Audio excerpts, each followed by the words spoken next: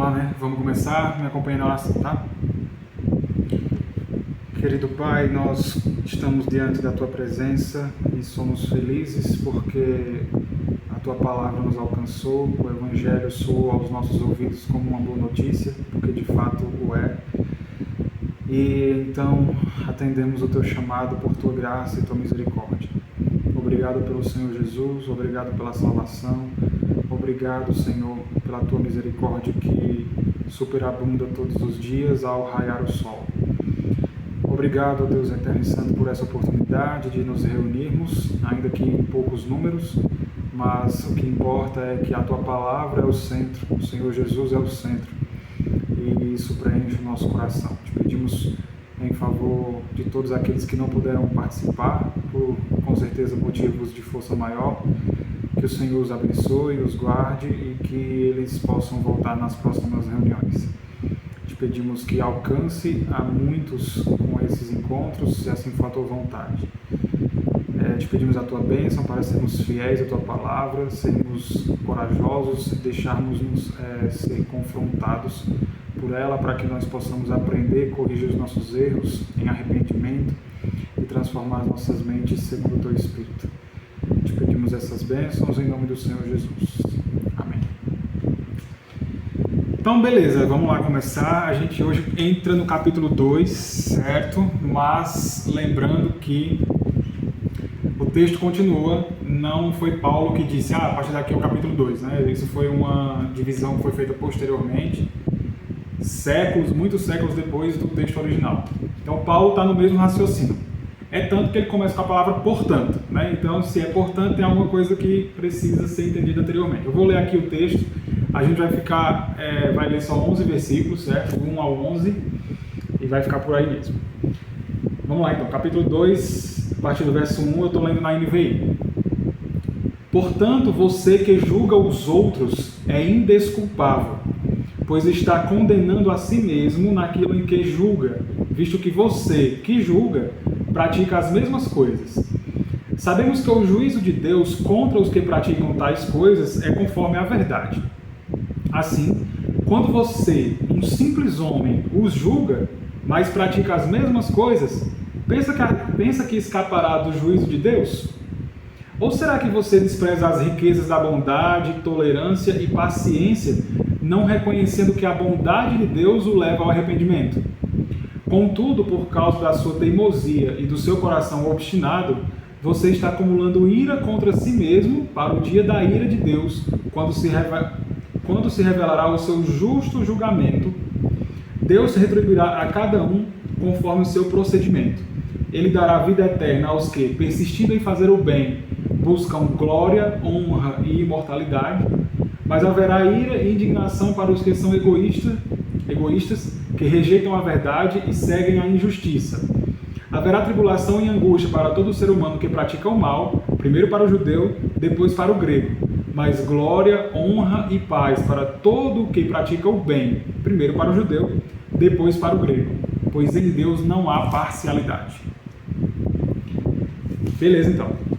A gente vai ficar só até o versículo 11, como eu havia dito, e entrou agora o Rodrigo Ribeiro, meu querido irmão lá da Igreja Batista Redenção de Bragança, me deixou um pouco envergonhado, fica até vermelho agora. Aqui é pro desconhecido, rapaz. Brincadeira, fica à vontade, tamo junto. Então a gente vou começar a explicar aqui. A gente precisa recordar um pouco o que Paulo escreveu nos versos anteriores, para a gente pegar o fio da meada, tá? Lá no capítulo 1 ele vai comentar sobre a ira de Deus. Deixa eu ver se consigo passar o slide aqui. Passei. Ele vai comentar sobre a ira de Deus, como que a ira de Deus é revelada. É revelada sobre todos os que rejeitam a verdade e praticam a injustiça. E no caso, injustiça aqui é a profunda violação da lei de Deus, que é a vontade de Deus.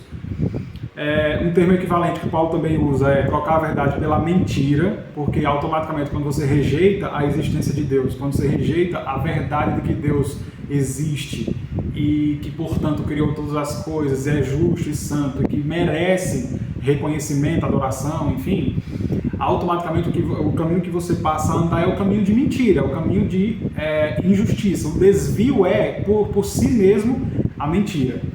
E uma vez que as pessoas preferem seguir por esse caminho, elas começam a idolatrar, porque tiram Deus do seu trono. Esse tirar Deus do trono é no sentido figurado, não é que ele saiu do trono que ele está, né? Mas que as pessoas chutam ele do trono do seu próprio coração. E uma vez tirando ele do trono do seu próprio coração, coloca outra coisa no lugar. No caso, as pessoas costumam colocar parentes, né? Alguém, família, mãe, filho, colocam coisas, né? Paulo inclusive fala coisas e seres criados. Então pode ser algo ou alguém que ocupe o lugar do trono de Deus no coração das pessoas quando elas decidem rejeitar a verdade e abraçar a injustiça, abraçar a mentira. Quando isso acontece, a idolatria ela é iniciada, né? E a idolatria, a gente realmente precisa entender que não está voltada simplesmente para o fato da adoração de imagens de escultura. Pode ser também, mas a maioria das vezes, a coisa mais frequente é a idolatria velada, é aquilo do qual você depende para ser feliz, é aquilo para o qual você disponibiliza toda a sua vida e o seu serviço, e que não seja Deus. Então, se não for Deus, automaticamente tem um ídolo aí no lugar, e aí a gente tem que fazer aquela averiguação, aquela análise, autoanálise, para ver se a gente não colocou alguma coisa no lugar de Deus. Por quê? Porque uma vez que a pessoa coloca outra coisa no lugar de Deus e ela perde o referencial correto, as coisas começam a inverter os valores, né? A pessoa troca o Deus criador pelas criaturas, né? Pelas imagens de coisas criadas, trocam a sabedoria pela loucura e começa a fazer troca de valores, né? Inversão de valores, que atingem a vida da gente no dia a dia, né? No espaço-tempo, não só na questão da fé, da espiritualidade, mas dentro dos relacionamentos, dentro do nosso cotidiano, a gente acaba trocando os valores. E por causa disso, Deus nos entrega, ou Deus os entrega, as paixões vergonhosas, né? A imoralidade sexual, a porneia, falando no termo grego lá original. E aí, uma vez que as pessoas entram por esse caminho, Deus tira os freios e diz: vocês não querem trocar os valores? Então continuem trocando. E aí as pessoas trocam as relações sexuais naturais por outras relações sexuais que são contrárias à natureza, mulheres com mulheres, homens com homens, e vão se afundando em promiscuidade, vão se afundando em sujidades sexuais. E aí Paulo também fala que essas pessoas que rejeitam a verdade pela injustiça, Deus os entrega também a uma disposição mental reprovável para praticarem o que é mal. E aí Paulo faz aquela lista gigante lá de pecados, que muitas das vezes a gente acaba passando despercebido, sem olhar no detalhe o que cada um significa, para que a gente consiga se identificar naquela lista. E aí aquela lista ela vai ser como é que eu posso dizer assim, o esboço ou a continuação do que o Paulo vai falar aqui no capítulo 2. Ele fala toda aquela lista grande, né, de gananciosos, avarentos, tem um monte de pecado lá que ele cita, que eu não estou lembrando muitos agora, deixa eu ver aqui. Aqui, ó. Além do mais, versículo 28 do capítulo 1. Além do mais, visto que desprezam o conhecimento de Deus, ele os entregou a uma disposição mental reprovável para praticarem o que não deviam. Tornaram-se cheios de... Aí ele começa a falar os pecados: injustiça, maldade, ganância, depravação. Estão cheios de inveja, homicídio, rivalidades, engano e malícia. São bisbilhoteiros, caluniadores, inimigos de Deus, insolentes, arrogantes e presunçosos. Inventam maneiras de praticar o mal, desobedecem aos seus pais, são insensatos, desleais, sem amor pela família, implacáveis. Então ele faz essa lista que, de certa forma, exaustiva de pecados. E essa semana passada a gente deu uma olhadinha em cada um, viu mais ou menos o que cada um significa. E aí ele finaliza essa lista de pecados dizendo que, embora conheçam essas pessoas que praticam, que rejeitam a verdade e se abraçam à injustiça, embora elas conheçam o justo decreto de Deus de que as pessoas que praticam esses pecados merecem a morte, não somente continuam a praticá-las, mas também aprovam aqueles que a praticam. Esse texto aqui, mas aprovam aqueles que a praticam, está meio que finalizando um argumento que Paulo está querendo dirigir aos gentios. Pelo menos na grande maioria ele quer dirigir aos gentios. Por quê? Porque os gentios eram tidos pelos judeus, claro, como aqueles que tinham rejeitado Deus ou aqueles que não conheciam Deus. E Paulo vem trazendo a seguinte verdade. Não, eles conheceram Deus através da criação e através da consciência. Deus se revelou para eles dessa forma. E aí ele coloca no capítulo 1 os gentios dentro de um cesto, vamos supor, né? Dentro de um cesto, dizendo assim, todas as pessoas que estão nesse cesto são pecadores e merecem a morte. Beleza? A intenção, talvez a intenção dos judeus, ao ouvirem o que Paulo estava dizendo, ao lerem o que Paulo estava dizendo no capítulo 1, talvez poderia ser, palmas para Paulo, é isso mesmo que ele está dizendo, essas pessoas realmente merecem morrer porque elas fizeram todas essas coisas, elas são más, elas pecaram dessa forma, elas se distanciaram de Deus, rejeitaram a verdade, se abraçaram com a mentira, elas precisam morrer. Palmas para Paulo. Aí Paulo, no capítulo 2, inverte o argumento e direciona a espada em direção aos gentios, aliás, aos judeus. Agora é a vez dos judeus.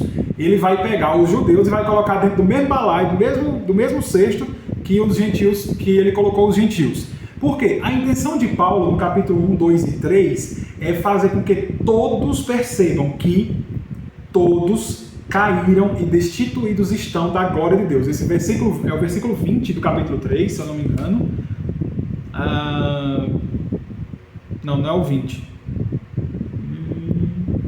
É o 23. O versículo 23 do capítulo 3, ele arremata, ou ele resume os capítulos 1, 2 e 3, dizendo o seguinte: todos pecaram e destituídos estão da glória de Deus. E aqui Paulo coloca os gentios dentro do cesto, no capítulo 1, e os judeus agora no capítulo 2. Por isso ele fala, portanto, você que julga os outros é indesculpável. Você que julga os outros é indesculpável.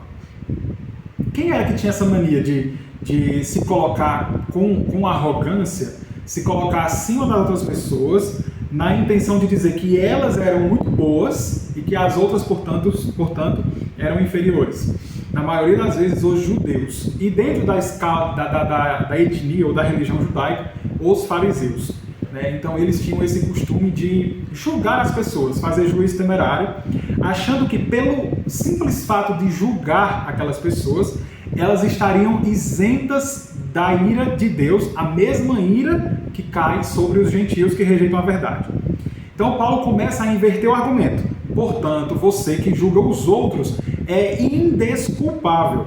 O interessante é que Paulo, realmente, para nivelar os dois, tanto gentios como judeus, ele usa a mesma palavra, indesculpável, que significa sem defesa, sem justificativa.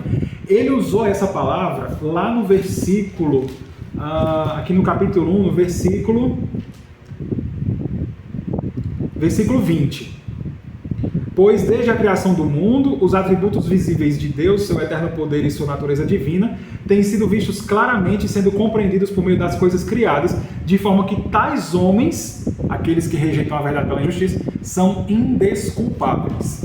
Então Paulo foi lá e jogou dentro do balaio. Vocês são indesculpáveis. Joga dentro do cesto. Gentios. Agora ele volta para os judeus e diz, vocês também são indesculpáveis. Por quê? Por mais que vocês reconheçam que Deus existe, por mais que vocês olhem para a natureza e vejam que Deus criou todas as coisas, vocês respeitem isso, por mais que vocês tenham a lei de Deus e tenham ouvido a lei através de Moisés e até cumpram essa lei, vocês também são indesculpáveis. Por quê? Porque você julga os outros fazendo as mesmas coisas que eles fazem. E aí é um tapa na cara dos judeus. Grande. Vamos lá. E aí Paulo explica por que eles são indesculpáveis, né? Pois está condenando a si mesmo naquilo em que julga, visto que você que julga pratica as mesmas coisas. A palavra julgar aqui é a palavra crino, ou crinó, não sei como é que pronuncia, tá, gente? no grego, que significa determina, resolve, decreta, condena, dá uma sentença, sentencia. Você que está sentenciando o outro, fazendo as mesmas coisas, é indesculpável. A palavra indesculpável é anapologetos, deve ser mais ou menos assim, sem defesa, sem justificativa. Essa palavra é aquela que origina-se a palavra apologia, que a gente tem no português, né? Apologize em inglês significa desculpa, né?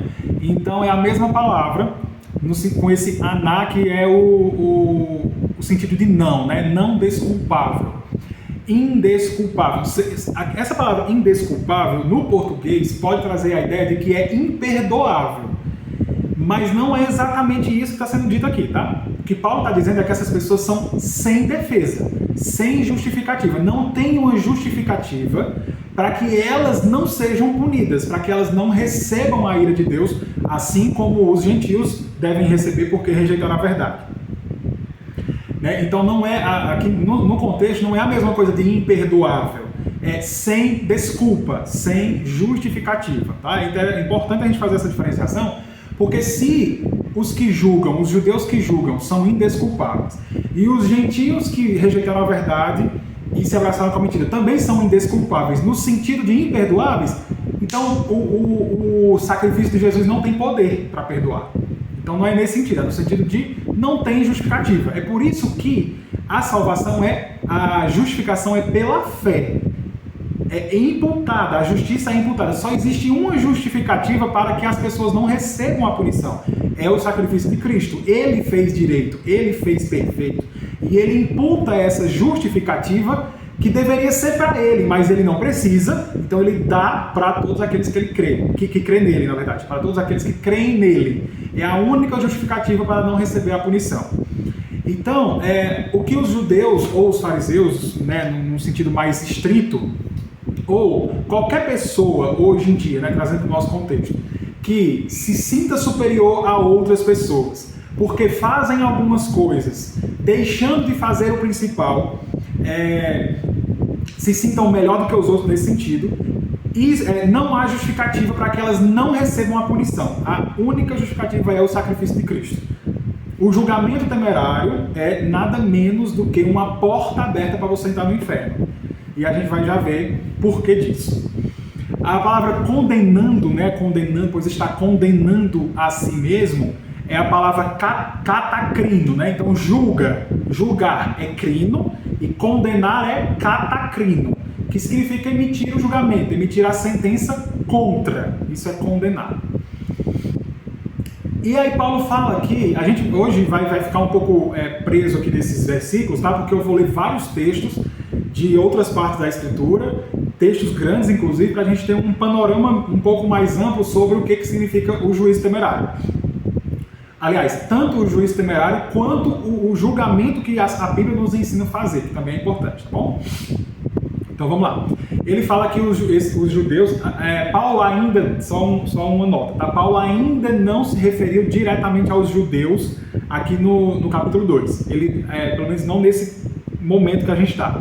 Ele só vai se referir aos judeus nominalmente a partir do verso 17 desse capítulo. Mas todo o contexto dá a entender que ele está querendo dar preferência ao judeu nesse argumento dele, tá bom? E ele cria aqui um estilo literário, ou um estilo de escrita da época, que se chama diatribe, quase esqueci o nome, diatribe, que é você criar um personagem para que ele confronte, para que você confronte ele e ele te confronte, né? Vira um diálogo. É por isso que ele fala, portanto, você que julga é como se ele estivesse se direcionando a uma pessoa especificamente. Mas ele não está, uma pessoa não, ele está se direcionando a um grupo, mas ele cria um personagem para poder conversar com essa pessoa. Que se chama diatribe e é super comum nos textos bíblicos e na literatura da época também. Beleza? Então vamos lá. Então ele fala para essa pessoa que ele criou na imagem e na mente dele, né? Você que julga os outros é indesculpável, pois está condenando a si mesmo aquilo que julga, visto que você pratica as mesmas coisas. Essa tendência que nós temos naturalmente, isso é muito da gente, né? De você julgar os outros, né? Porque você não se julga a si mesmo, muito dificilmente, a não ser que o Evangelho, o Espírito Santo já tenha ali mudado sua mentalidade, aí você vai desviar o julgamento que era para o outro e voltar a você. Mas em casos diferentes, o mais comum é a gente direcionar o nosso julgamento ao outro. Sendo que muitas das vezes a gente faz coisas iguais ou até piores do que o que eles fazem. Isso se chama julgamento ou juízo temerário, né? Temerário no sentido de afoito, de um juízo apressado, uma coisa muito sem analisar os fatos, tá? E nesse sentido, deixa eu só ver aqui o comentário rapidinho. Ele está tipo querendo que os judeus concordem com ele para não dizer depois, pois pronto, vocês fazem isso. Para ele dizer depois, pois pronto. Exatamente. Ele faz o argumento e depois ele pega todo mundo, arremata e joga tudo dentro do cesto junto com os gentios. E aí coloca os judeus com os gentios que eles ficam doidos, né? Então, julgamento temerário. O Senhor Jesus, ele ensina lá no Sermão do Monte sobre não julgar temerariamente. As pessoas não entendem, geralmente, que o Senhor Jesus está ensinando não é a não julgar, quer dizer, não é a não julgar, é a não julgar de forma errada. Eu vou pegar o texto aqui, é Mateus 7, de 1 a 5. Mateus 7, de 1 a 5. Eu acho que eu peguei, foi o PDF errado, gente. Você não atualiza. Mateus 7, de 1 a 5. Olha o que o Senhor Jesus ensinou no Sermão do Monte. Muito, muito importante. Não julguem para que vocês não sejam julgados. Pois da mesma forma que julgarem, vocês serão julgados. É muito interessante isso. Da mesma forma que vocês julgarem, vocês serão julgados. Não tem dois pesos e duas medidas. Se você julgar de uma forma, você será julgado daquela mesma forma também. A medida que vocês usarem também será usada para medir você. Por que você repara no cisco que está no olho do seu irmão e não se dá conta que a viga que está no seu, da viga que está no seu próprio olho, da viga? Ele fala de um cisco, que é uma coisa minúscula que está no olho do irmão, e não repara na trave ou na viga, que é uma coisa gigante que está no seu olho. Você não consegue enxergar uma coisa extraordinária que você faz, mas consegue ver um erro pequeno, minúsculo do seu irmão. Como você pode dizer ao seu irmão: deixe-me tirar o cisco do seu olho, quando há uma viga no seu? Hipócrita, tire primeiro a viga do olho do seu irmão, e então você verá claramente para tirar o cisco do olho do seu... Vamos voltar aqui. Tire primeiro a viga do seu olho, e então você verá claramente para tirar o cisco do olho do seu irmão. Aqui foi o que o Senhor Jesus ensinou, né? Não, tenha cuidado para quando você for julgar. Porque, preste atenção, ele não está dizendo que não pode julgar. Ele está dizendo que não pode julgar com hipocrisia. Você olha para a pessoa, vê o que ela está fazendo e você está fazendo pior do que ela muitas das vezes. Isso é hipocrisia, certo? Isso é completamente errado. Se você usar, a medida que você usar para julgar seu irmão, vai ser usado contra você e contra mim também, claro, né? E com certeza seremos reprovados. Com certeza seremos reprovados. Qual é a ideia? Se resolva, tire a trave que está no seu olho, tire aqui ele fala, a viga, né? A viga que está no seu olho, resolva primeiro o seu problema, analise a si mesmo e olhe o que você faz de errado, se arrependa e corrija, e depois, aí sim você vai ter condições de ver uma coisinha pequena que está no olho do teu irmão. Enquanto você não tirar essa trave que está no seu olho, você não vai ver o cisco. Você não vai conseguir tirar direitinho. É uma coisa muito cirúrgica. Então, se resolve primeiro, depois é que você vai conseguir ver. É nesse sentido que Paulo ensina aqui aos judeus. Você é indesculpável, porque você julga e comete as mesmas coisas. A Bíblia nos ensina a julgar retamente e também corretamente, tá? Corretamente e retamente. É porque é muito comum as pessoas, quando alguém confronta outra pessoa, confronta o pecado de outra pessoa, é muito comum dizer assim, não julgue para não ser julgado e tal. Não é dessa maneira. A gente precisa ter um parâmetro para qualificar as coisas. Ou então, tudo que a Bíblia ensina sobre o que é pecado, a gente não pode dizer que é pecado.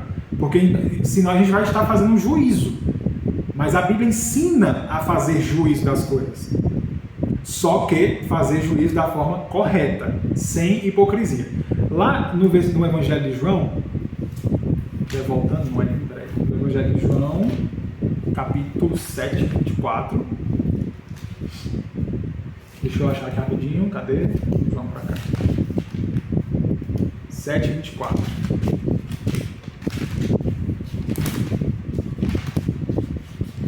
A Bíblia de estudo é muito grande, é meio de tempo. Vamos lá, 7, 24. É isso mesmo? É. Ora, se um menino pode ser... cadê aqui? 24. Não julguem apenas pela aparência, mas façam julgamentos justos. O versículo está aqui. Está aqui no slide.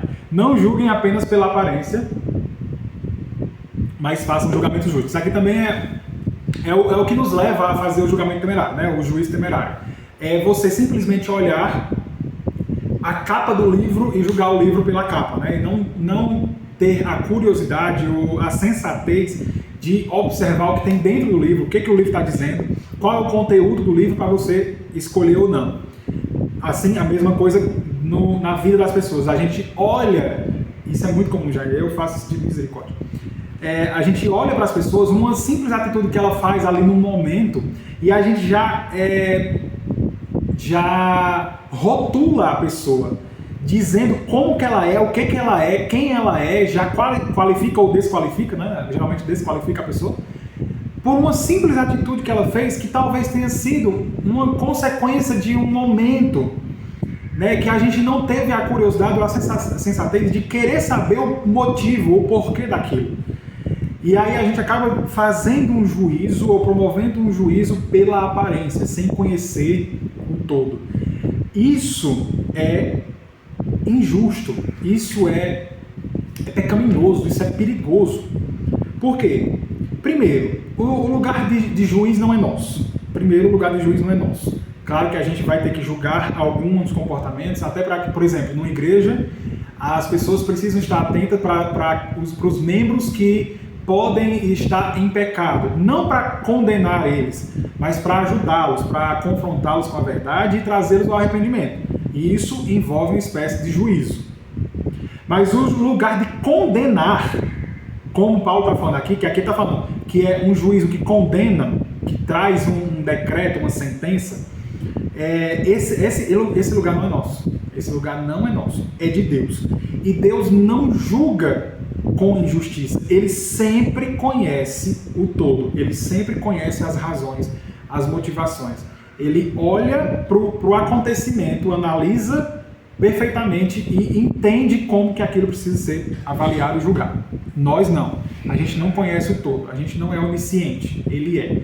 Então é por isso que é importante a gente deixar o lugar de juiz com Deus. É dele. É exclusivamente dele. Isso é importante. Também tem um trecho que fala lá em 1 Coríntios, no versículo 29 do capítulo 14, que em tratando-se de profetas, devem falar 2 ou 3, e os outros devem julgar cuidadosamente o que foi dito. Mais uma vez, a Bíblia está nos ensinando a exercer juízo em relação à verdade, ao ensino, dessa vez em relação ao ensino. Então a Bíblia ensina sim a julgar, mas a julgar retamente e tentando ao máximo se esquivar da posição do juiz final, daquele que dá a sentença, tá? Que dá a condenação. Beleza? Então Paulo vai dizer, olha, vocês, seus filhos da mãe, são indesculpáveis, porque vocês julgam os outros. Uma trava do tamanho do mundo do olho de vocês e vocês não conseguem perceber e acaba mexendo com quem está quieto, com quem não precisa mexer. Como aqui o próximo. E aí Paulo vai e ele continua o argumento dizendo o seguinte, sabemos que o juízo de Deus contra os que praticam tais coisas é conforme a verdade. Aqui, tais coisas aqui é aquela lista de pecados que ele cita no capítulo 1, no final do capítulo 1, tá? Que eu li na estante. Essas aí são as tais coisas. E também, Paulo está aqui realmente querendo trazer as pessoas para essa intenção, de dizer que o juízo é Deus quem faz.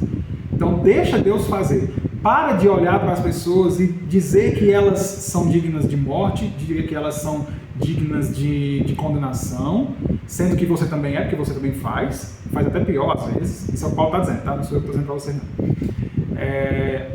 Então, deixa Deus fazer esse juízo, porque Ele vai julgar todas essas coisas de acordo com a verdade, conforme a verdade. A verdade é, então, a base, é o pilar do juízo divino. Ele que realmente tem foro interno, íntimo, para poder medir as motivações das pessoas, entender os motivos pelos quais elas tomaram tais atitudes. E, tendo esse conhecimento, então, emitir um julgamento verdadeiro. Na próxima reunião, a gente vai ver que sempre, esse juízo ele culmina em condenação, tá? Não existe uma oportunidade em que alguém fazendo alguma coisa, Deus analise aquilo e chegue a uma conclusão diferente de condenar, tá? A não ser por Cristo, a não ser pelo que Cristo fez e atribuiu aos crentes, qualquer análise de Deus em relação às atitudes das pessoas sem Cristo vai culminar em condenação. A gente vai ver isso na próxima semana. No entanto, ele é justo, santo, bom e reto, e ele julga da maneira correta. Não cabe a nós fazer isso. É ele que resolve isso. Por quê? Daqui a pouco eu digo por quê. Vai chegar no próximo verso. Né? Vamos lá. E aí eu trouxe também um versículo do capítulo 51 de Salmos, quando Paulo fala sobre Deus desejar a verdade no íntimo. Ele está dizendo aqui que Deus julga, que o juízo de Deus contra os que praticam todos esses pecados que a gente falou na semana passada é conforme a verdade. Ele não é parcial, tá? Ele não tem dois pesos e duas medidas. E ele tem interesse em que a verdade esteja no íntimo das pessoas. Lá no capítulo 51 de Salmos, no verso 6, Davi, né, naquele arrependimento que ele tem depois do pecado dele, com Batseba, e também no homicídio de Urias, que era o marido de Batseba, ele fala exatamente isso nesse contexto de arrependimento. Ele fala o seguinte: sei que desejas a verdade no íntimo, e no coração me ensinas a sabedoria. Então, você quer realmente agir da maneira que agrade a Deus? Tenha a verdade de Deus no íntimo. Molde as suas motivações, as suas intenções, através da verdade. Coloque a verdade como base e molde as suas intenções através da verdade. Existe uma grande diferença entre a ação e a intenção. Ação e intenção. E essas duas coisas culminam no julgamento de Deus. Vão ser colocadas diante do tribunal de Deus. A atitude e a intenção por trás da atitude. E a intenção da atitude, por trás da atitude, é o que vai ser levado mais em consideração. Porque é muito possível que as pessoas façam a coisa certa, só que da maneira errada. Então, é nesse sentido que Deus vai julgar de acordo com a verdade. Por exemplo, a gente vai ler daqui a pouco, né, quando fala que os fariseus davam dízimo de tudo, até do cominho, até dos temperos, das coisas menores, mas deixavam de lado a misericórdia e uma outra coisinha que eu esqueci lá, que a gente vai ler daqui a pouco. Né? Então, o essencial, a motivação deles estava errada. Eles estavam fazendo a coisa do jeito certo, mas com a motivação errada. Por isso que Paulo fala, o Senhor deseja que a verdade esteja dentro do nosso íntimo, que as nossas atitudes sejam fruto dessa verdade que está enraizada no nosso coração. É por isso que mais na frente, também no capítulo 51 de Salmos, Davi diz o seguinte, no versículo 16: não te deleitas em sacrifícios, nem te agradas em holocaustos, senão eu os traria. Um judeu, rei de Israel, Davi, está dizendo que Deus não se agrada de sacrifícios de holocaustos, sendo que Deus mandou os judeus fazerem esses sacrifícios de holocaustos lá na lei de Moisés. Só que Davi entendeu a coisa. Ele fala o seguinte: tu não desejas, nem se deleitas em sacrifícios de holocausto, senão eu traria. Mas o que o Senhor se deleita? Os sacrifícios que agradam a Deus são um espírito quebrantado, um coração quebrantado e contrito, ó Deus, não desprezarás. Ou seja, Davi entendeu, não adianta de nada eu trazer aqui o holocausto, o sacrifício, se a minha motivação não for a motivação correta, se o meu coração não tiver também sacrificado, se o meu coração, se a minha mentalidade, se o meu ser não estiver quebrado diante de Ti, Senhor, não adianta essa atitude correta de sacrificar e fazer o holocausto, não adianta eu fazer isso se o meu eu também não estiver sacrificado, se a minha motivação não estiver sacrificada. É nesse sentido que Deus julga de acordo com a verdade. Não adianta você fazer a coisa certa com a intenção errada. Porque o que vai ser julgado é a intenção. Fazer por fazer, qualquer pessoa pode fazer. E Davi entendeu isso. As pessoas, na maioria das vezes, estavam indo sacrificar e fazer seus holocaustos com a motivação completamente errada. E Deus rejeitou isso, a ponto de dizer lá em Oséias que rejeitava o sacrifício, que não queria nem sacrifício, nem holocausto. Queria misericórdia, queria justiça. Entendeu? Então ele rejeita a ação das pessoas por causa que a motivação está errada. Além disso, né, o juízo de Deus que vai acontecer de acordo com a verdade, lá em Hebreus, o autor de Hebreus, que nós não sabemos quem é, disse o seguinte no capítulo 4, verso 13: nada em toda a criação está oculto aos olhos de Deus. Tudo está descoberto e exposto diante dos olhos daquele a quem havemos de prestar conta. Aqui, o autor está querendo deixar claro que Deus conhece todas as coisas, principalmente o que você pensa, o que você faz, aliás, por que você faz. Conhecer o que as pessoas fazem, nós podemos conhecer, porque a gente consegue ver isso. Mas conhecer a motivação por trás, só Deus pode conhecer. Só Ele tem esse foro íntimo, só Ele consegue entrar e sondar a mente das pessoas, sondar o coração das pessoas, para que assim Ele possa julgar retamente. É por isso que é impossível a salvação pelas obras. É a coisa mais sem noção que existe, a salvação pelas obras. Porque só quem acha que será salvo pelas obras é quem não conhece Deus. Quem não conhece Deus, de acordo com o que a Bíblia revela, que diz que Ele conhece as intenções. E uma vez que Ele conhece as intenções, por mais que a minha ação seja certa, a minha motivação, com muita frequência, está errada. E é isso que Ele vai julgar. Infelizmente, vai dar zebra. Mais um textinho aqui, em Lucas capítulo 8, versos 16 a 18, está escrito assim. Esse aqui é importante para a gente ilustrar o que eu estou falando agora. Capítulo 8, versos 16 a 18. Deixa eu achar aqui. Aqui, ó. Eu quero ler só essa partezinha aqui do 18.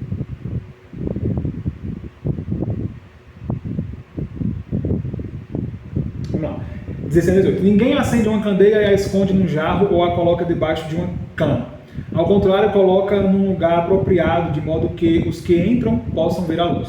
Porque não há nada oculto que não venha a ser revelado, e nada escondido que não venha a ser conhecido e trazido à luz. Portanto, considerem atentamente como vocês estão ouvindo. A quem tiver mais lhe será dado, de quem não tiver, até o que pensa que tem lhe será tirado. Olha como é feito o julgamento de Deus, né? Ele entende, né, todas as coisas, ele lança todas as coisas, revela todas as coisas, lança luz sobre todas as coisas para que tudo seja revelado. E no momento de ele galardoar, aqui ele está falando de galardão, tá? No momento dele galardoar, aquele que tem, ele vai dar mais. E aquele que acha que tem, olha como a questão do julgamento. A pessoa acha que tem alguma coisa, mas até desse ele não tem nada. Ele acha que tem. E até o que ele não tem vai ser tirado. Ou seja, é muito perigoso a gente adentrar por um caminho de julgamento.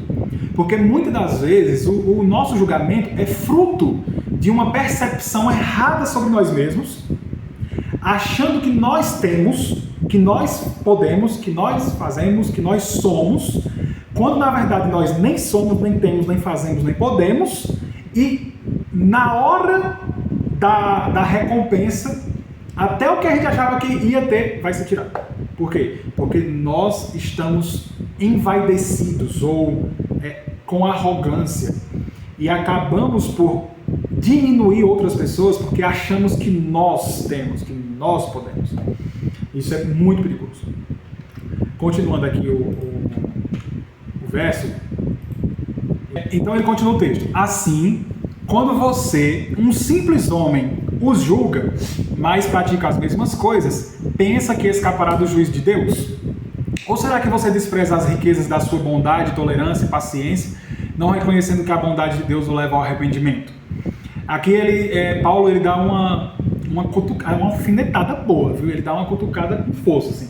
Porque ele fala assim, você, um simples homem, e esse simples homem, em outras traduções está ó homem, ele está enfatizando, ó ser humano, ó reles mortal, você é um simples mortal, mais ou menos desse jeito. Ele está querendo assim, preste atenção, observe, perceba, ó pequeno homem, quando você julga e pratica as mesmas coisas, você acha que vai escapar do juízo de Deus só porque você está achando que é bom demais, se colocando acima dos outros, falando que é melhor do que os outros e que aquele lá vai ser condenado.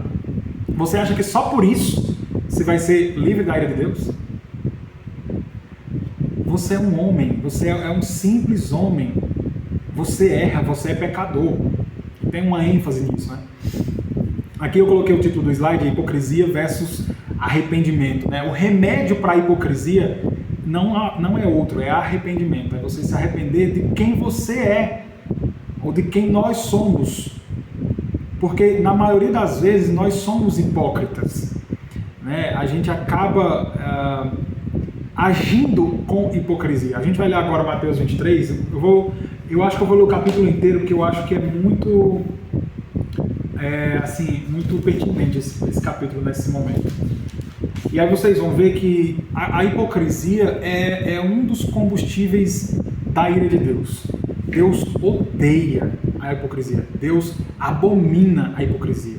A hipocrisia é um termo, hipócrita, é um termo usado para atores, certo? Lá no passado, atores, aqueles que faziam peças teatrais nos teatros, né? Inclusive em Éfeso tem um teatro, a gente viu quando a gente estava estudando Efésios, eles eram chamados de hipócritas. Por quê? Porque eles encenavam, eles faziam um papel que não era eles na vida real, que não era eles de verdade.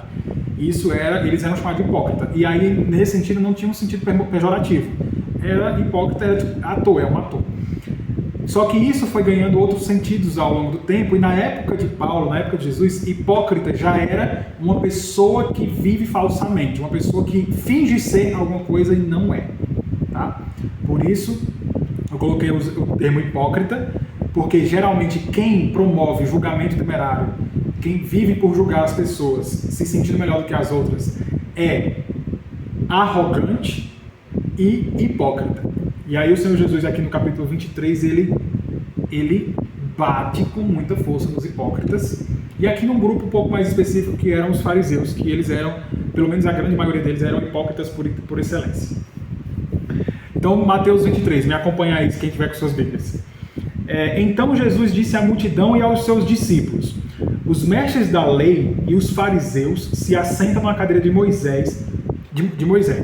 Obedeçam-lhes e façam tudo o que eles disserem, mas não façam o que eles fazem, pois não praticam o que pregam. Eles atam fardos pesados e os colocam sobre os ombros dos homens, mas eles mesmos não estão dispostos a levantar um só dedo para movê-los.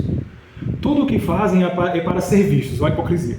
Tudo o que fazem é para serem vistos pelos homens.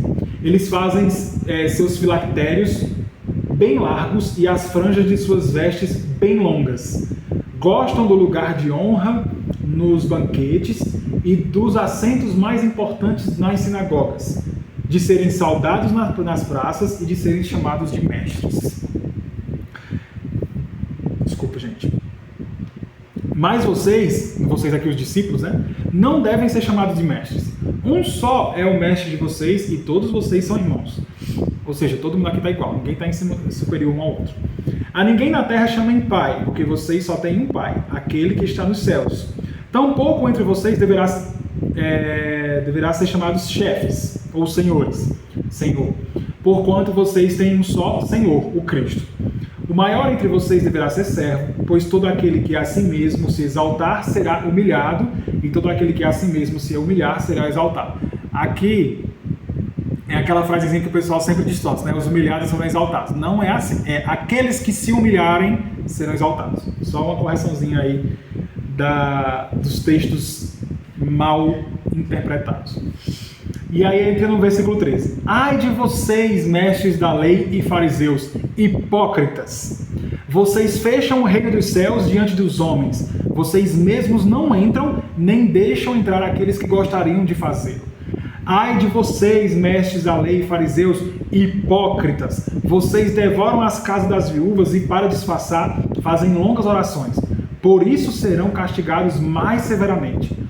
Ai de vocês, mestres da lei e fariseus, hipócritas! Porque percorrem terra e mar para fazer um convertido.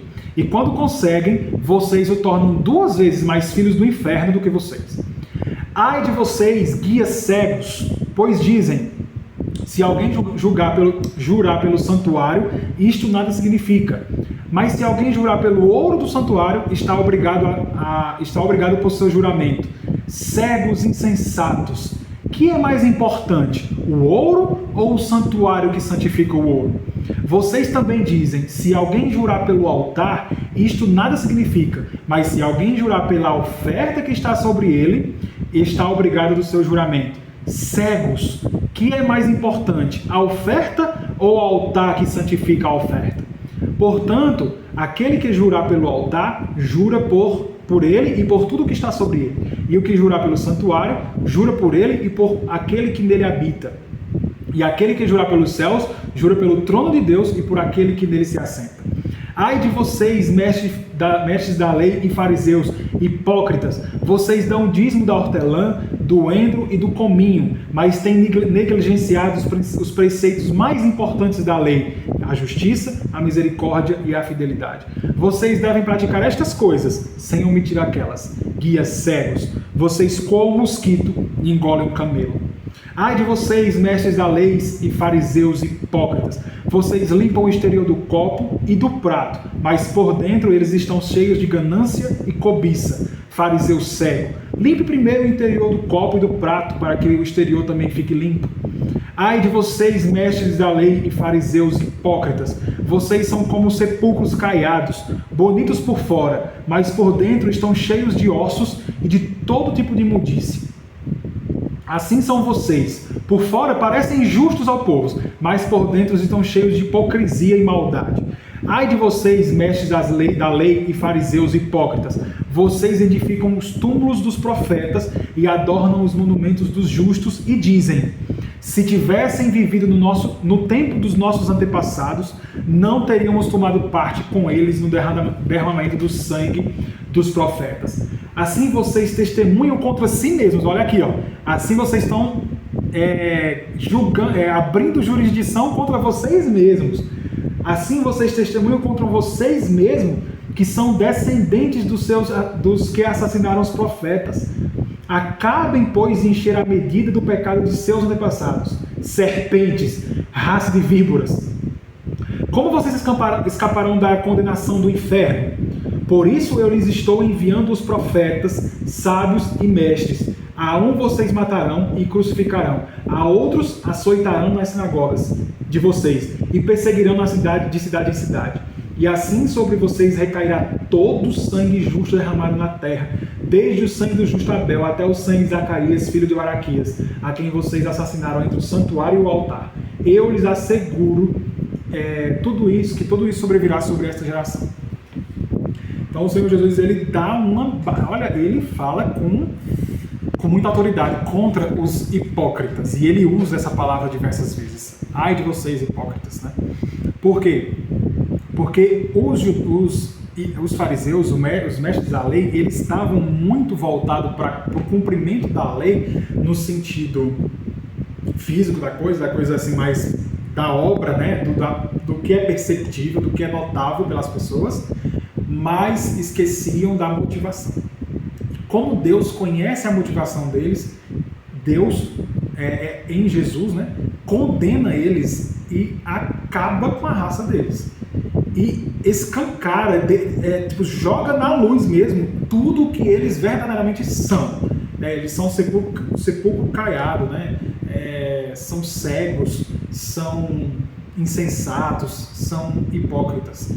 Porque tudo isso configura uma atitude de quem, na verdade, está fazendo coisas para si mesmos e não para agradar a Deus, para agradar a si mesmo. Não à toa a oração do fariseu, naquela parábola do fariseu e do publicano, também representa a hipocrisia.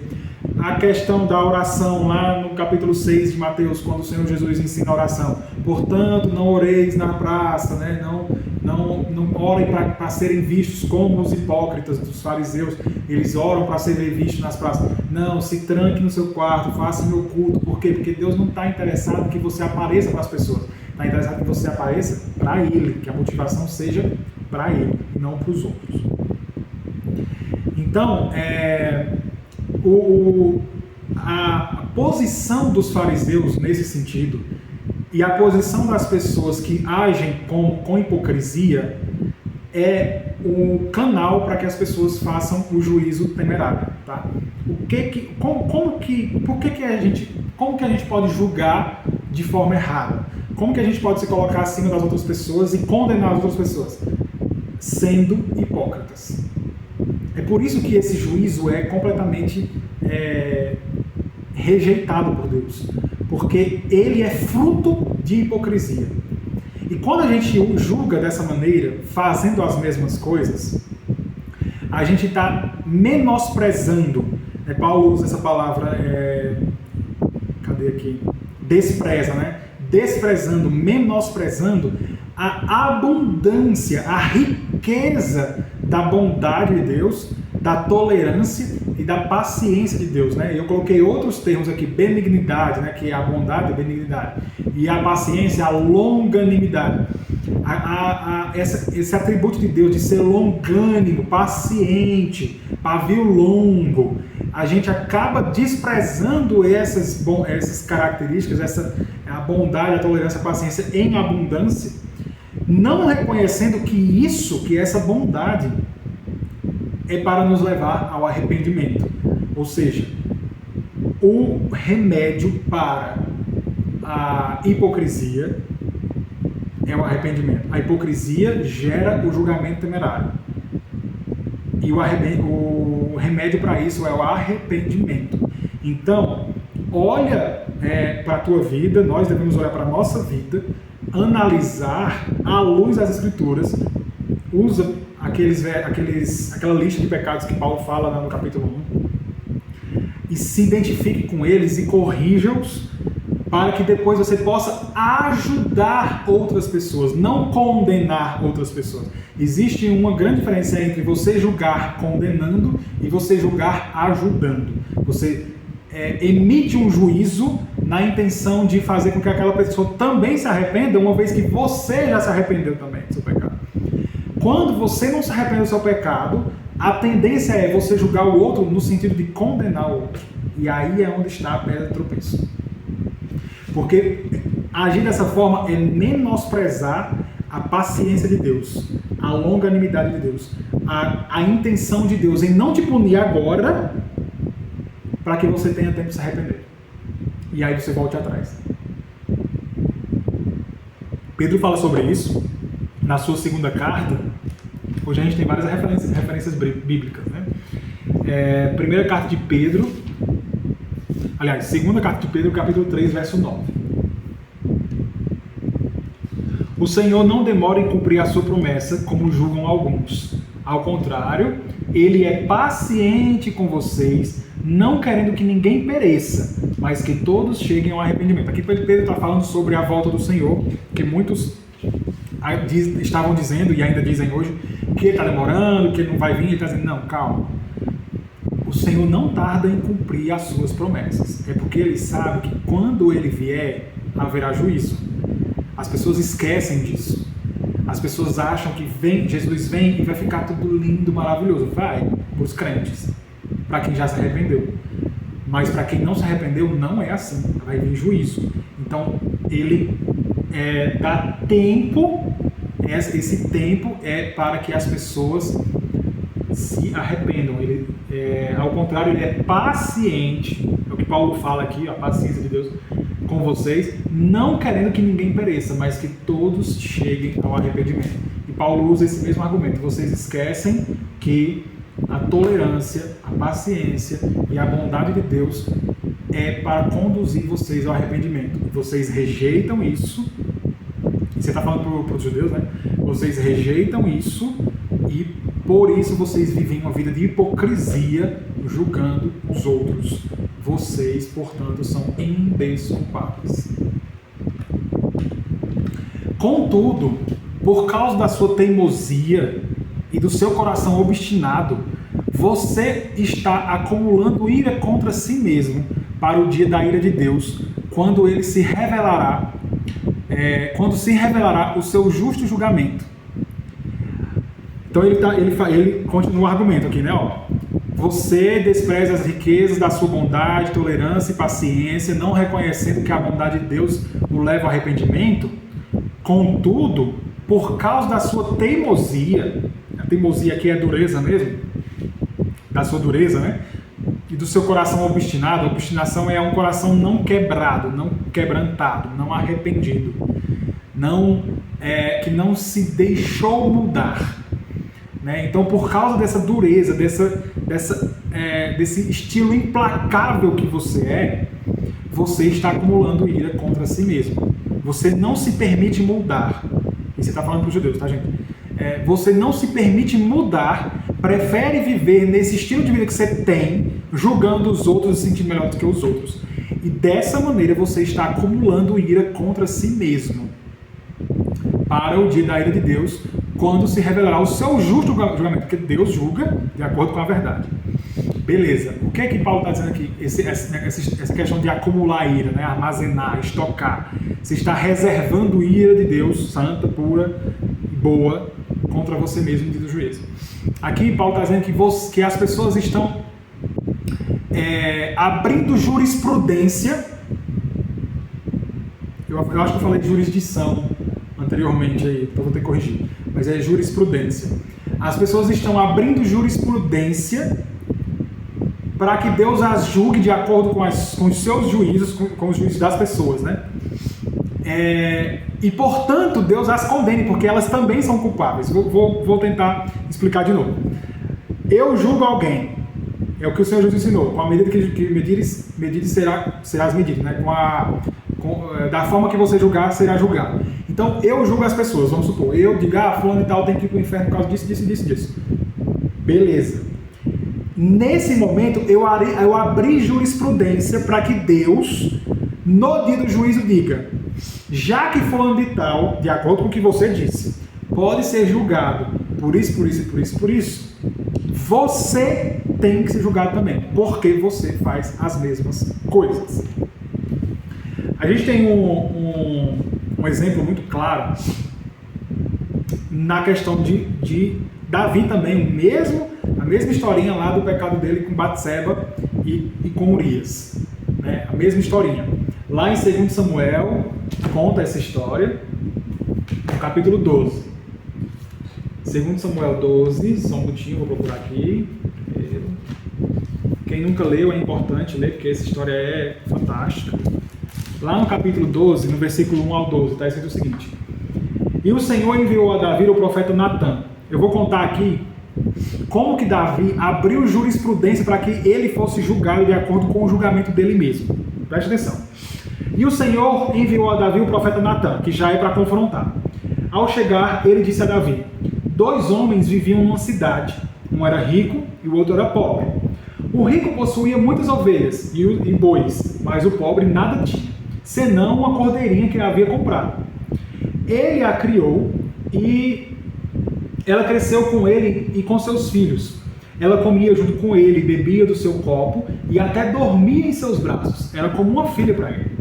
Certo dia, um viajante chegou à casa do rico e este não quis pegar uma das suas próprias ovelhas ou de seus bois para preparar-lhe uma refeição. Em vez disso, preparou para o visitante a cordeira que pertencia ao pobre. Então Davi encheu-se de ira contra o homem e disse a Natã: Juro pelo nome do Senhor que o homem que fez isso merece a morte. Deverá pagar 4 vezes o preço da cordeira, porquanto agiu sem misericórdia. Aí Natã diz: Tá certo? É isso mesmo, concordo plenamente. Você é esse homem. Versículo 7. Você é esse homem, disse Natã a Davi. E continuou: Assim diz o Senhor, o Deus de Israel: Eu ungi rei de Israel e o livrei das mãos de Saul. Dei-lhe a casa e as mulheres do seu senhor, dei-lhe a nação de Israel e Judá. E se tudo isso não fosse suficiente, eu lhe teria dado muito ainda. Mais ainda. Por que você desprezou a palavra do Senhor, fazendo o que ele reprova? Você matou Urias, o Hitita, com a espada dos amonitas e ficou com a mulher dele. Por isso a espada nunca se afastará da sua família, pois você me desprezou e tomou a mulher de Urias, o Hitita, para ser sua mulher. Assim diz o Senhor: de sua própria família darei desgraça sobre você. Tomarei as suas mulheres diante dos seus próprios olhos e as darei a outro, e ele se deitará com elas em plena luz do dia. Você fez isso às escondidas, mas eu farei diante de todo Israel em plena luz do dia. Esse exemplo é perfeito. Davi vai lá, mata Urias, não diz a ninguém, adultera com Batseba, não diz a ninguém, deixa tudo encoberto, coloca a culpa na guerra, tá tudo bem para Davi. Deus, que conhece todas as coisas e julga retamente, e conhece as motivações, as intenções e as obras também, decidiu confrontar Davi e mandou o profeta Natã. O profeta Natã faz essa historinha que meu Deus, é a melhor estratégia. Gente, você quer confrontar alguém? Faça uma historinha bonitinha, fictícia, que você consegue encaixar a atitude da pessoa que você quer confrontar naquela historinha, para que essa pessoa não tenha para onde correr, que ela fique indignada com o erro daquela personagem da historinha, para que você depois diga: essa personagem é você. É a melhor estratégia do mundo. Natã é o cara. Então ele cria uma historinha para Davi, para que Davi possa se identificar. E Davi fica com tanta raiva daquele cara, que ele julga na hora e diz: essa pessoa precisa morrer. Ela merece, esse homem, esse rico merece a morte. Beleza, é isso mesmo, Davi. Então, essa pessoa é você. E agora? Então é isso, gente. O julgamento temerário abre jurisprudência para que Deus utilize o nosso próprio julgamento para nos condenar. Por quê? Com a mesma medida que você medir, você será medido. Da mesma forma que você julgar, você será julgado. Simples. Abre jurisprudência. Então, a coisa mais importante do mundo é: não julgue. Não julgue, porque quando você julga, automaticamente você está acumulando ira contra você. Está só juntando ira contra você. Senhor, me perdoa pelas vezes que eu julguei, meu Deus. Não foram poucas. Porque se Deus utilizar tudo aquilo ali que você usou como base para fundamentar os seus julgamentos, se Ele usar aquilo ali contra você, você será condenado por causa das suas próprias conclusões. É o que Paulo fala sobre ser reprovado naquilo que aprova. Tudo que você julgou até de maneira que deveria, faz sentido, né? Aquilo ali realmente é o certo. Você pode até ter julgado certo, mas você faz errado. Eu faço errado. Então, a gente acaba sendo reprovado em tudo aquilo que a gente aprova. Aquilo é a fundamentação para a nossa própria condenação. Então, não julguemos para que não abramos jurisprudência contra nós mesmos. Tem um verso também, tem um trechinho lá no capítulo 7 de Mateus. Hoje é só referência para a gente ir interpretando a Bíblia com a própria Bíblia, tá? Mateus 7. Mateus 7. Quem tiver com a Bíblia vai correndo aí e acha esses textos também. Mateus 7, 15 a 23. Bora lá ler esse trecho também. Cadê? Aqui é Marcos. Só um minutinho. Mateus 7, 15 a 23. Eita. Pessoal, caiu aqui e voltou. Vocês estão me ouvindo?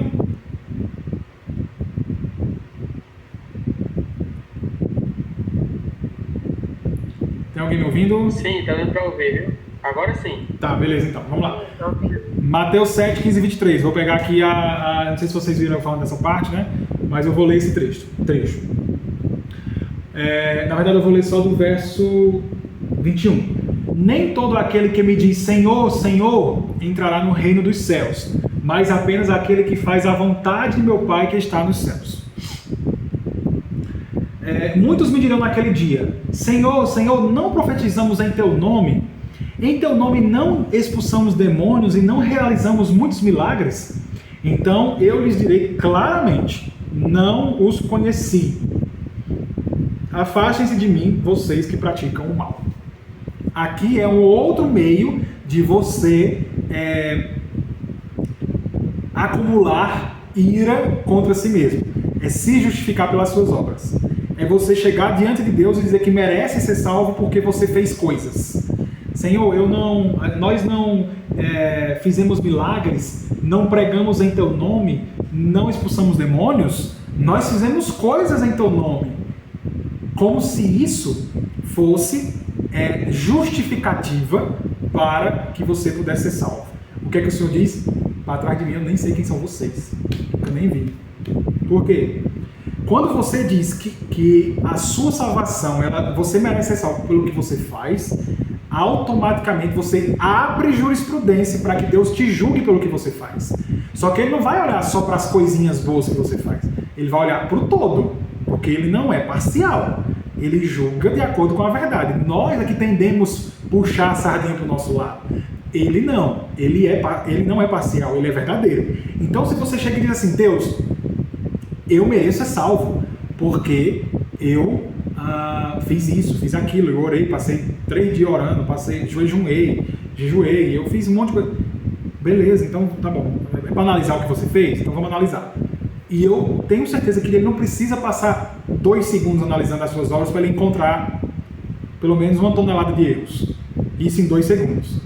Né? Então, outro motivo de acumular ira contra si mesmo é justificar-se pelas suas próprias obras. É por isso que Paulo fala: quando você rejeita Deus, quando você acaba entrando pelo caminho da idolatria, quando você julga os outros, quando você comete todo esse tipo de pecado, você é indesculpável. Indesculpável. Não tem justificativa. Não tem. E aí Paulo encerra essa parte aqui dizendo: Deus retribuirá a cada um conforme o seu procedimento. Ele tem 3 textos no Antigo Testamento que falam exatamente desse mesmo, ipsis litteris aqui. Retribuirá a cada um conforme o seu procedimento. Está aqui as referências: Salmo 62, 12, Provérbios 24, 12 e Eclesiastes 12, 14. Esses 3 versos falam exatamente essa mesma coisa. Deus retribuirá a cada um conforme o seu procedimento. E aí a gente pode entrar como assim conforme o procedimento? Né? Como que Deus retribuirá conforme as nossas obras? Se a salvação não é pelas obras, eu acabei de dizer isso. Exatamente isso que a gente vai ver agora. O que Paulo está falando aqui, Deus retribuirá, aqui ele está falando inclusive de salvação, tá? Mas beleza, ele vai explicar o que são os procedimentos aqui. Os 2 tipos de procedimento: fazer o bem e e fazer o mal. E ele vai exemplificar, ele vai qualificar quem é quem, o que são as duas coisas. No versículo 7 ele diz: ele dará vida eterna aos que, persistindo em fazer o bem, aqui tem uma categoria, persistindo em fazer o bem, buscam glória, honra e imortalidade. Mas haverá ira e indignação para os que são egoístas, que rejeitam a verdade e seguem a injustiça. Aqui é fazer o mal, tá? Então imagina na primeira coluna fazer o bem, tá aqui no slide, né? E fazer o mal, indignação, tribulação e angústia. Então, o que é fazer o bem? Gente, se a gente olhar para o contexto do que Paulo está falando, ele disse lá no capítulo 1 o seguinte, que as pessoas que rejeitaram a verdade pela injustiça, elas não glorificaram a Deus como Deus, não lhe deram glória, nem lhe deram graças. Então, quando ele fala buscam glória, pode ser também traduzido pela palavra procuram glória, a gente pode entender no sentido de perseguem, que estão procurando a glória, a honra e a imortalidade, a incorruptibilidade, né? A vida eterna. Então, fazer o bem está voltado para esse tipo de atitude, esse estilo de vida em que a pessoa busca glória, honra e imortalidade. Busca como? Reconhecendo Deus como Deus, coisa que os gentios não fizeram, né? Glorificando a Deus, como Paulo diz, que quem não reconhece a verdade, não reconhece Deus, não glorifica a Deus e não lhe dão graça. E aqui Paulo retoma esse argumento e diz: quem glorifica a Deus e quem lhe dá honra, quem lhe dá graças, quem busca esse tipo de coisa está fazendo o bem. Para estes, a vida eterna.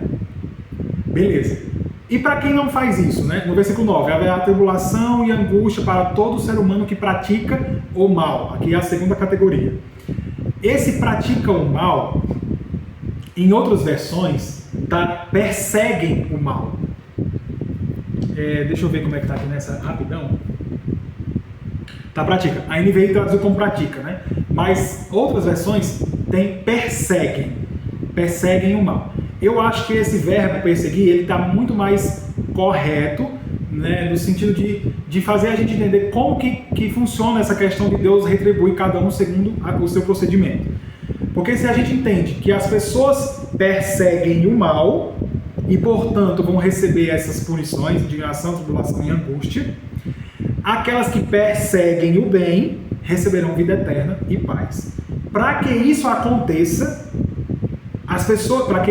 tanto um quanto o outro, para que as pessoas consigam perseguir o mal, elas vão rejeitar a verdade e vão se abraçar com a justiça.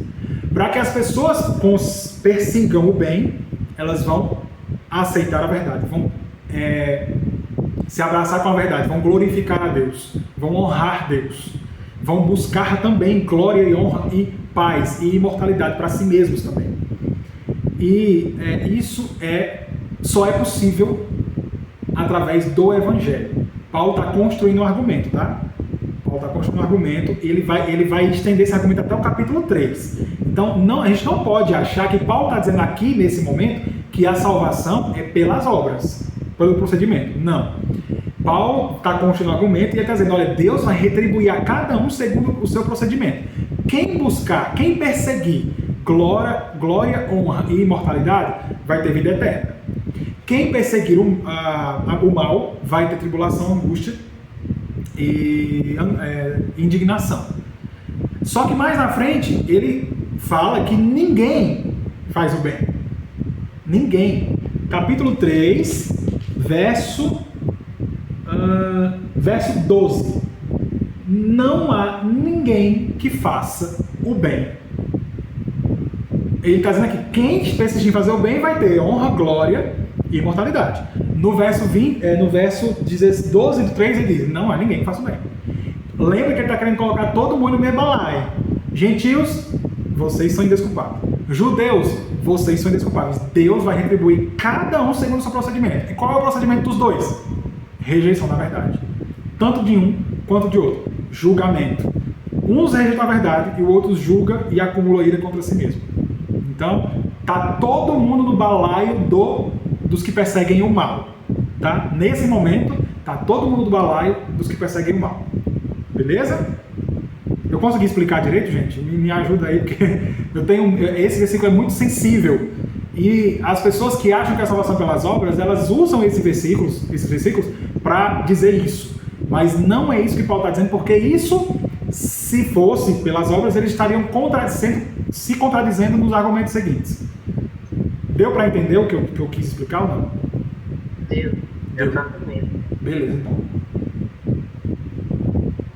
Então, tá todo mundo aqui no mesmo balaio. Beleza. Então, só para terminar aqui a leitura, né? Haverá tribulação em ele usa aqui também, gente, só para a gente encerrar, aqui são os mesmos versos, tá?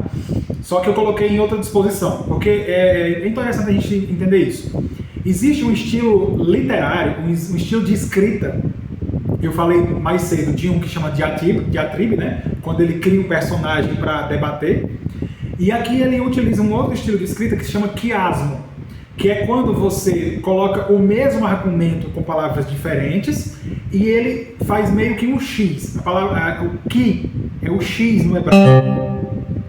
E aí é por isso que ele chama quiasmo, que ele faz meio que um X. Se você observar, a disposição que eu coloquei aqui para você ver esse X. Ele dará vida eterna aos que, persistindo em fazer o bem, buscam glória, honra e imortalidade. E do lado está aqui, mas haverá ira e indignação para os que são egoístas, que rejeitam a verdade e seguem a justiça. Aqui embaixo ele vai repetir os argumentos, só que ele vai primeiro trazer o argumento mais perto, para o argumento do versículo 8. Haverá tribulação e angústia para todo ser humano que pratica o mal, primeiro para o judeu, depois para o grego. E aí depois ele volta para o outro argumento mais distante, que é no versículo 7. Mas glória, honra e paz para todo que pratica o bem, primeiro para o judeu, depois para o grego. Esse é um estilo de escrita para que as pessoas possam memorizar o que está sendo dito. Por quê? Porque naquela época poucas pessoas sabiam ler. E todas essas cartas eram lidas. Como ouvir geralmente é mais difícil de você entender o argumento, é difícil, se você está lendo, você não entendeu, você volta e lê de novo. Mas quando você está ouvindo, a pessoa que está lendo não sabe que você não entendeu. E aí ele não vai voltar. Então, para que os argumentos sejam memorizados de maneira mais fácil, eles usavam muito esse estilo de escrita que se chama quiasmo. Né? Então você vê aí que no primeiro, né, fala que Deus julga as pessoas da mesma forma. Depois, a vida e a recompensa pela prática do bem, no versículo 7. Deus julga da mesma forma no versículo 6, tá? Eu não coloquei aí. Aí no versículo 7, a vida e a recompensa pela prática do bem. No versículo 8, a ira e penalidade para quem pratica o mal. De novo, no versículo 9, ira e penalidade para quem pratica o mal. No versículo 10, a vida pela prática do bem. E no versículo 11, Deus não é parcial. Tá? No versículo 6, Deus não é parcial, retribui cada um segundo o procedimento. E lá no verso 11, eu encerro o slide dizendo isso. Pois em Deus não há parcialidade. Em Deus não há parcialidade. Ele vai retribuir a cada um segundo o seu procedimento, porque ele não é parcial. Ele não tem dois pesos e duas medidas. Isso deve ser algo que deve nos alarmar, tá? Pelo menos eu acho. A não ser que você seja hipócrita. E aí você não precisa se alarmar, você nem vai entender o que eu estou dizendo. Mas, se você for tiver um mínimo de sinceridade consigo mesmo, é algo de que a gente precisa se alarmar. Deus não é parcial. Ele julga retamente, ele julga de acordo com a verdade e retribui a cada um segundo o seu procedimento. E o que Paulo está querendo dizer é que todos nós estamos no mesmo balaio, estamos farendo o mesmo saco dos gentios. Na verdade, nós somos os gentios, né? Os judeus estão no mesmo pacote dos gentios. Todos são indesculpáveis. Não tem justificativo para não receber a punição. Não há ninguém que faça o bem. Só quando a pessoa crê em Cristo é que ela realmente tem saída. Tá bom? Gente, esse foi o texto de hoje. Eu quis parar aqui porque já são 10h30, então eu sabia que a gente ia passar bastante tempo aqui nesse texto. Teve muitas referências bíblicas, né, de outros textos para a gente conseguir fazer conexões e ver que o que o Paulo está falando não está solto na cabeça dele, que tem fundamentação bíblica, inclusive nas palavras do Senhor Jesus nos Evangelhos. e porque Bíblia também se interpreta com Bíblia, então a gente precisa realmente entender o que é o julgamento, o que é o julgamento temerário, que a Bíblia ensina sim a julgar, mas de forma correta, para que a gente entenda o texto sem atropelar tudo, né? Eu estou atropelando um monte de coisa aqui, mas sem atropelar tudo. A partir da semana que vem, na próxima semana a gente continua o texto até o versículo. Ainda não vai terminar o 2. Vai terminar o 2, mas a gente não tem pressa não. Não precisa disso. Tem algum comentário? Alguém quer compartilhar alguma coisa? Tem alguma dúvida? Não sei se eu vou conseguir responder. Se não, vamos orar então para encerrar, tá bom? Bora lá. Me acompanhe na oração. Querido Deus, nós hoje tivemos o privilégio de te conhecer mais um pouco. Sabemos, ó Deus, que o Senhor é Deus, Criador de todas as coisas. A gente vê pela criação, pela natureza, que Tu és grande, que Tu és criativo, Tu és inteligente, Tu és poderoso, eterno, porque criaste o tempo e só alguém fora do tempo pode criar o tempo. E por isso Tu é eterno e dá pra gente entender isso. Mas a natureza não nos mostra tudo que o Senhor é e como o Senhor age. A natureza não nos mostra o Teu caráter. A Tua palavra faz isso, Senhor. E hoje nós tivemos o privilégio de mais uma vez, debruçados sobre a Tua palavra, aprendermos um pouco mais sobre quem é o Senhor. Entendermos que o Senhor não é aquilo que muitas pessoas acham que Tu és, mas que o Senhor é muito mais do que aquilo que a gente consegue imaginar. Entendemos hoje que o Teu juízo não é parcial, que o Senhor não puxa a sardinha para ninguém, que o Senhor não tem favoritos, que o Senhor não tem preferências, que todos são igualmente culpados diante da Tua presença, quer sejam gentios, quer sejam judeus. Todos são igualmente culpados. E todos merecem a punição da Tua ira, que é a morte, porque ou não reconhecemos o Senhor como Deus, mesmo dizendo que Tu existe. Às vezes nós tiramos o Senhor do trono do nosso coração e acabamos entrando por caminhos de idolatria. Ou, em reconhecendo Deus como Deus, acabamos por julgar os outros e nos sentirmos melhor do que eles.